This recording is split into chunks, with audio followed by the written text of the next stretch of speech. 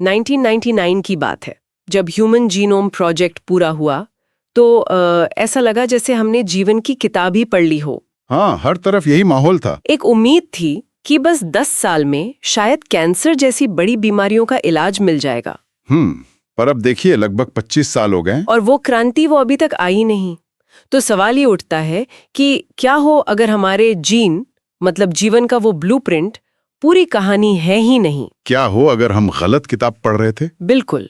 आज हम बायोलॉजी की एक बहुत ही स्थापित धारणा को चुनौती देने वाले हैं। और वो धारणा क्या है? यही कि हम सब एक तरह से अपने जीन्स के बनाए हुए रोबोट हैं। अच्छा, रिचर्ड डॉकिंस की द सेल्फिश जीन वाली बात। हाँ, उसी आइडिया ने इसे बहुत लोकप्रिय बनाया। लेकिन आज हम जिस रिसर्च पे बात कर रहे हैं वो इस पूरी सोच पर ही एक बड़ा सवालिया निशान लगाती है। और हमारी इस चर्चा का आधार है ऑक्सफोर्ड के एक बहुत ही मशहूर फिजियोलॉजिस्ट प्रोफेसर डेनिस नोबल के विचार। जी। तो हमारा मिशन साफ है।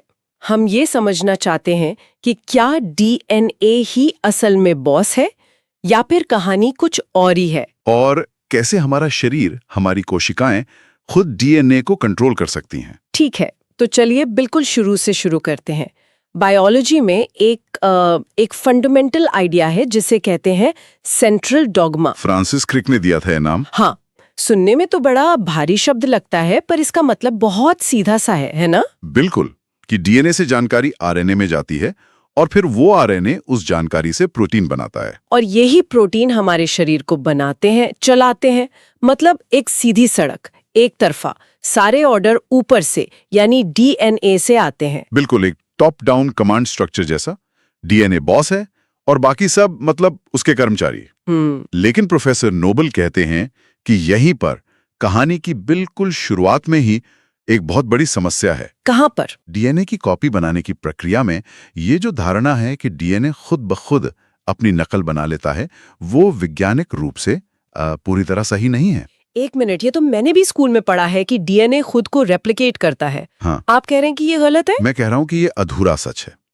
अगर डीएनए की नकल सिर्फ एक केमिकल रिएक्शन होती, जैसा कि हम मानते हैं, तो सोचिए क्या होता। हर 10,000 बेस पेयर की कॉपी में एक गलती होती। अच्छा। हमारे जीनोम में है लगभग 3 अरब बेस पेयर।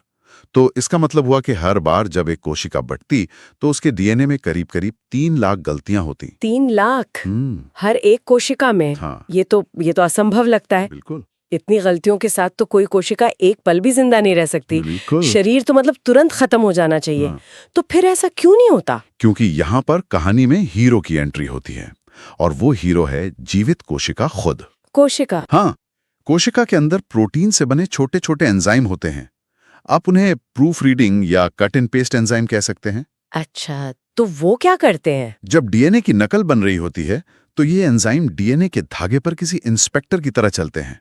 गलतियों को ढूंढते हैं, उन्हें काट कर निकालते हैं और उनकी जगह सही वाला न्यूक्लियोटाइड लगा देते हैं। इस पूरी प्रक्रिया के वजह से वो 3 लाख गलतियां घटकर सिर्फ 2 या 3 रह जाती हैं। वाह, मतलब डीएनए अपनी नकल खुद नहीं बना रहा? नहीं, बल्कि पूरी कोशिका एक टीम की तरह काम कर रही है ताकि नकल सही बने। तो इसका मतलब तो ये हुआ कि बॉस असल में डीएनए नहीं बल्कि पूरी कोशिका है। आप बिल्कुल सही समझे। डीएनए एक जरूरी डेटाबेस है, नो डाउट, लेकिन उस डेटाबेस को सही तरीके से कॉपी और इस्तेमाल करने की जो काबिलियत है वो पूरी जीवित कोशिका में है। जानकारी को अगली पीढ़ी तक सही सलामत पहुंचाने की जिम्मेदारी कोशिका की हुई, सिर्फ डीएनए की नहीं। बिल्कुल, और यहीं से वो सेंट्रल डॉगमा का किला ढहना शुरू हो जाता है। तो कोशिका एक तरह से डीएनए की रखवाली कर रही है, ये पक्का कर रही है कि जानकारी सही जाए। ये तो मतलब अपने आप में एक मकसद जैसा लगता है। हाँ, एक उद्देश्य। क्या इस तरह की एजेंसी का कोई और उदाहरण है जो जीन से भी पहले आता हो? बिल्कुल है, और शायद सबसे बेहतरीन उदाहरण हमारे शरीर के अंदर ही है। हमारे दिल की पहली धड़कन। दिल की पहली धड़कन? हाँ, एक भ्रूण में दिल लगभग 28 दिनों में धड़कना शुरू कर देता है। और सबसे हैरान करने वाली बात यह है कि उस समय तक उसका नर्वस सिस्टम यानी तंत्रिका तंत्र बना ही नहीं होता। एक मिनट, अगर नर्वस सिस्टम नहीं है तो मतलब दिमाग से कोई सिग्नल नहीं आ रहा? कोई सिग्नल नहीं। तो फिर दिल को धड़कने का निर्देश कौन दे रहा है? जीनोम में तो कोई ऑन स्विच नहीं होगा जो कहे चलो अब धड़कना शुरू करो। यही सवाल प्रोफेसर नोबल के शुरुआती काम का केंद्र था। तो क्या ये कोशिकाएं आपस में बात करके फैसला ले रही हैं ये तो सुनने में विज्ञान से ज्यादा मतलब किसी फैंटेसी जैसा लगता है। उन्होंने दिखाया कि जीनोम में ऐसी कोई घड़ी या ऑसिलेटर नहीं है, बल्कि होता यह है कि हृदय की कोशिकाएं जब एक साथ आती हैं तो वे खुद एक ऐसा सिस्टम बनाती हैं जो अपने आप में एक लय पैदा करता है। अपने आप में? हाँ, इसे सेल्फ एक्साइटेशन कहते हैं। ये सिस्टम खुद को ही उत्तेजित करता है। ये विचार 1950-60 के दशक में बहुत क्रांतिकारी था। क्यों? क्योंकि तब हर चीज के लिए एक बाहरी कंट्रोलर ढूंढा जाता था। और ये हमें एजेंसी या कर्तापन की धारणा की ओर ले जाता है। आपने बताया था कि 1950s के दशक में जीव विज्ञान में ये सोचना भी एक पाप जैसा माना जाता था कि किसी कोशिका या सिस्टम का कोई उद्देश्य हो सकता है। हाँ, टेलियोलॉजिकल सिन, बिल्कुल। एजेंसी या जानना जैसे शब्द इस्तेमाल करना आज भी कई वैज्ञानिकों को मतलब थोड़ा असहज करता है। पर एजेंसी का मतलब ये तो नहीं है कि कोशिकाएं सोचती हैं। नहीं, बिल्कुल नहीं। इसका मतलब ये नहीं है कि उनके पास चेतना है। इसका मतलब है कि जीवित प्रणालियों को समझने के लिए हमें उद्देश्यपूर्णता यानी पर्पसिवनेस के विचार को अपनाना जरूरी है। जैसे एक कोशिका तब तक विभाजित नहीं होती जब तक वो ये जानती नहीं कि जीनोम की सही नकल हो चुकी है। अब वो आणविक स्तर पर ये कैसे जानती है, ये एक जटिल सवाल है, लेकिन हम ये जानते हैं कि वो जानती है। तो ये सिस्टम में ही बनी एक तरह की बुद्धिमत्ता है। सही कहा। तो हम धीरे धीरे इस पूरी तस्वीर को बदल रहे हैं। पहले हमने देखा कि डीएनए की वो एक तरफा सड़क असल में कोशिका के कंट्रोल में है, और अब आप कह रहे हैं कि उस सड़क पर चलने वाली कोशिकाएं खुद भी फैसले ले रही हैं। तो क्या ये सड़क दो तरफा भी हो सकती है? मतलब क्या शरीर वापस जीनोम से बात कर सकता है? और यही इस पहेली का सबसे दिलचस्प हिस्सा है। जी हाँ, ये सड़क सिर्फ दो तरफा ही नहीं बल्कि एक मल्टी लेन हाईवे है। सिर्फ जीनोम ही शरीर को नहीं बनाता, शरीर भी जीनोम को लगातार बताता है कि उसे क्या करना है। बिल्कुल। ये कैसे होता है? क्या इसका कोई ठोस उदाहरण है? प्रोफेसर नोबल की बातचीत में एक बहुत ही बढ़िया रूपक का इस्तेमाल किया गया है। मान लीजिए कोशिका की सतह है पेरिस और उसका केंद्रक जहां डीएनए रहता है वो है लीडन। ठीक है। दोनों के बीच दूरी बहुत कम है, लेकिन आणविक स्तर पर ये एक लंबा सफर है। जब कोई सिग्नल जैसे कोई हार्मोन कोशिका की सतह पर आता है तो वो सेकंडों में केंद्रक तक पहुंच जाता है। सेकंडों में? ये तो बहुत तेज है। ये सिग्नल वहां तक पहुंचता कैसे है? कोशिका के अंदर माइक्रोट्यूब्यूल्स यानी छोटी छोटी नलियों का एक नेटवर्क होता है। जैसे शहर में सड़कें? हाँ, और इन सड़कों पर मोटर प्रोटीन नाम की गाड़ियां चलती हैं जो सिग्नल के अणु को लेकर केंद्रक तक जाती हैं। अच्छा। जैसे जब कोई व्यायाम करता है तो मांसपेशियों पर जोर पड़ता है। ये जोर एक सिग्नल बनाता है जो मोटर प्रोटीन के जरिए केंद्रक में डीएनए तक पहुंचता है और उसे कहता है हमें और ज्यादा ताकत चाहिए, और ज्यादा मांसपेशी प्रोटीन बनाओ। वाह, मतलब मेरी हर कोशिका के अंदर एक पूरा शहर और एक ट्रांसपोर्ट सिस्टम चल रहा है। हाँ, जो आपके हिलने डुलने पर तुरंत प्रतिक्रिया देता है। तो ये तो साफ तौर पर साबित करता है कि उच्च स्तर यानी शरीर की गतिविधि निचले स्तर यानी जीन की अभिव्यक्ति को कंट्रोल कर रही है। ये तो सेंट्रल डॉगमा को पूरी तरह से पलट देता है। बिल्कुल। और इसी को प्रोफेसर नोबल जैविक सापेक्षता का सिद्धांत यानी प्रिंसिपल ऑफ बायोलॉजिकल रिलेटिविटी कहते हैं। इसका क्या मतलब हुआ? इसका मतलब है कि जीव विज्ञान में कोई भी स्तर, चाहे वो अणु हो, कोशिका हो, अंग हो या पूरा जीव, किसी को विशेष अधिकार नहीं है। कोई एक बॉस नहीं है। हर स्तर पर कारण और प्रभाव दोनों दिशाओं में चल रहा है। सही। सब कुछ एक दूसरे से जुड़ा है और एक दूसरे को प्रभावित कर रहा है। एजेंसी या कंट्रोल किसी एक जगह पर नहीं है, वो हर जगह है और कहीं नहीं है। ये तो बहुत गहरा विचार है। तो मतलब ये पूछना ही गलत है कि बॉस कौन है। हाँ, क्योंकि कोई एक बॉस है ही नहीं। ये एक डांस की तरह है जिसमें हर कोई एक दूसरे के इशारों पर नाच रहा है। इस सोच का विकासवाद यानी एवोल्यूशन की थ्योरी पर क्या असर पड़ता है? हम सब ने तो यही सुना है कि विकास सिर्फ रैंडम म्यूटेशन और नेचुरल सिलेक्शन से होता है। ये एक बहुत बड़ा मुद्दा है। प्रोफेसर नोबल कहते हैं कि नव डार्विनवाद मर चुका है, लेकिन डार्विन के असली विचार नहीं। अच्छा, इन दोनों में क्या फर्क है? नव डार्विनवाद 20वीं सदी का वो विचार है जो विकास को सिर्फ जीन में होने वाले यादृच्छिक बदलावों और प्राकृतिक चयन तक ही सीमित कर देता है। हाँ, वो अंधा घड़ी साज वाला आइडिया कि प्रकृति में कोई उद्देश्य नहीं है, सब कुछ बस संयोग से हो रहा है। सही कहा। लेकिन डार्विन खुद इससे कहीं ज्यादा सोचते थे। उन्होंने अपनी बात की किताबों में यह भी माना था कि जीवन में सीखे गए गुण अगली पीढ़ियों तक जा सकते हैं। ये तो लामार्क का विचार था। हाँ, उन्होंने यौन चयन, सेक्सुअल सिलेक्शन के बारे में भी विस्तार से लिखा। जैसे मोर सिर्फ संयोग से सुंदर पंख नहीं उगाता, वो जानबूझकर मोरनी को रिझाने के लिए अपने पंख विकसित करता है और उन्हें दिखाता है। ये व्यवहार विकास में एजेंसी और उद्देश्य की भूमिका को दिखाता है। तो आप कह रहे हैं कि विकास पूरी तरह से रैंडम नहीं है, उसमें जीवों की अपनी भी एक भूमिका होती है। गणितीय रूप से भी ये जरूरी लगता है।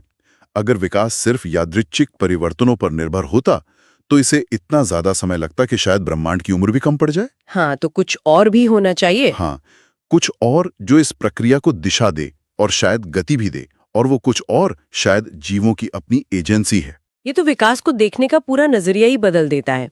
क्या हमारे पास आज के समय में इसका कोई सबूत है, कोई ऐसा एक्सपेरिमेंट जो ये दिखाता हो? हाँ, और ये शायद इस पूरी बातचीत का सबसे हैरान करने वाला हिस्सा है। टफ्ट्स यूनिवर्सिटी में माइकल लेविन का काम अद्भुत है। उन्होंने क्या किया? उन्होंने मेंढक की त्वचा की कोशिकाएं, स्किन सेल्स लीं, ठीक है, जो आमतौर पर मेंढक को भारी दुनिया से बचाने का काम करती हैं, और उन्हें एक पेट्री डिश में रख दिया। ठीक है, तो त्वचा की कोशिकाएं डिश में हैं। फिर क्या हुआ? जो हुआ वो किसी साइंस फिक्शन फिल्म से कम नहीं था। वो कोशिकाएं एक दूसरे से जुड़ गईं और उन्होंने मिलकर एक बिल्कुल नया छोटा सा जीव बना लिया। क्या? हाँ, उन्होंने इस जीव को जेनोबॉट नाम दिया। और ये जेनोबॉट सिर्फ कोशिकाओं का एक ढेर नहीं था, ये घूम सकता था, अपने आसपास के माहौल को महसूस कर सकता था। एक मिनट, आप कह रहे हैं कि त्वचा की कोशिकाओं को जब उनके सामान्य माहौल से हटाया गया तो उन्होंने मिलकर जिंदा रहने का एक नया तरीका और एक नया शरीर बना लिया? बिल्कुल। लेकिन उनका डीएनए तो नहीं बदला, फिर उनका व्यवहार कैसे बदल गया? यही तो बात है, डीएनए वही था, लेकिन संदर्भ कॉन्टेक्स्ट बदल गया। उन कोशिकाओं ने जब खुद को अकेला पाया तो उन्होंने एक नया लक्ष्य तय कर लिया, एक समूह के रूप में जीवित रहना। मतलब कोशिकाओं के समूह में समस्या को सुलझाने की एक अपनी क्षमता होती है। हाँ, वे सिर्फ पुर्जे नहीं है जिन्हें जीनोम से निर्देश मिलते हैं। ये तो सच में दिमाग घुमा देने वाला है। अगर कोशिकाओं में ये क्षमता है तो इसका हमारी बीमारियों जैसे कि कैंसर के बारे में हमारी समझ पर क्या असर पड़ता है? इसका बहुत गहरा असर पड़ता है। अब हम कैंसर को एक नए नजरिए से देख सकते हैं। कैसे? कैंसर क्या है? ये हमारे शरीर के भीतर ही कोशिकाओं का एक समूह है जो ये भूल गई हैं कि वो एक बड़े जीव का हिस्सा हैं।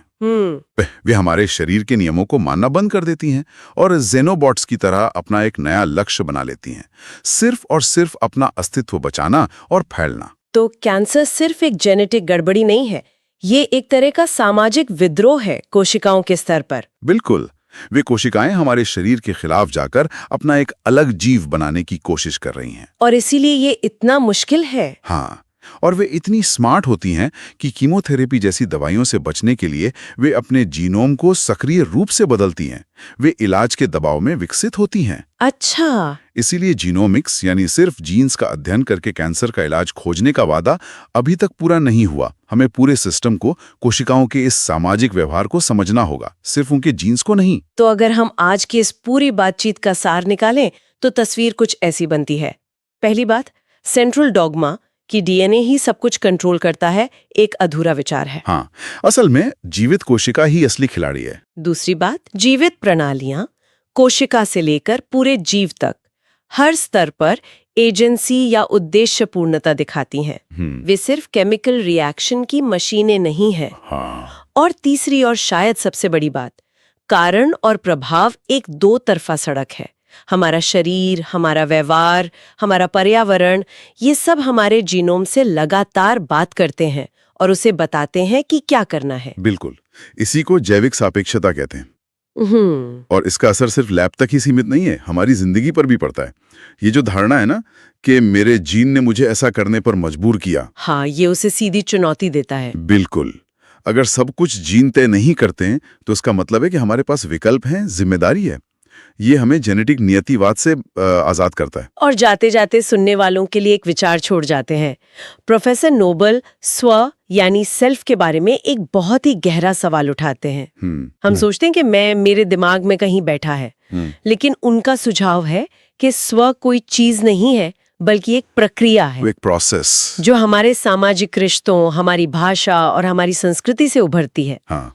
उन्होंने उन बच्चों का उदाहरण दिया जो जानवरों के बीच पले बढ़े और इंसानी भाषा या व्यवहार कभी नहीं सीख पाए। उनका सवाल यह है कि अगर हमने कभी किसी दूसरे इंसान से बात नहीं की होती, अगर हम समाज में नहीं रहते, तो क्या हमारा कोई मानवीय स्व होता? ये इस गहरे सवाल को छोड़ जाता है कि हम वास्तव में कहाँ मौजूद हैं, हमारे शरीर के अंदर या हमारे रिश्तों के ताने बाने के बीच।